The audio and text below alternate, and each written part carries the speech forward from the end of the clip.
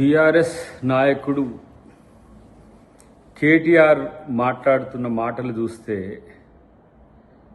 ఈరోజు బుడరకాన్ గుర్తొస్తాడు. కాంగ్రెస్ పార్టీ మీద బీజేపీ అక్రమంగా పెట్టిన కేసును బూచిగా చూసుకొని ఒక ఎర్రిపప్పలాగా ఇలా బీజేపీ వాళ్ళ కంటే ముందు నువ్వే మాట్లాడుతున్నావు. ఇది కాదా సాక్ష్యం? బీజేపీ నాయకుల కంటే బీఆర్ఎస్ నాయకుడు కేటీఆర్ మాట్లాడడం అనేది బీజేపీ తొత్తుగా బీఆర్ఎస్ మారిందని చెప్పడానికి ప్రత్యక్ష ఉదాహరణ. అవినీతి గురించి మీరు మాట్లాడుతున్నారా బీఆర్ఎస్ వాళ్ళు?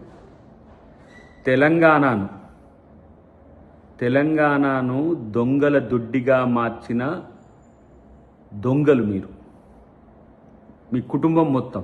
ఎలా రేవంత్ రెడ్డి గారి మీద కామెంట్ చేస్తున్నారు.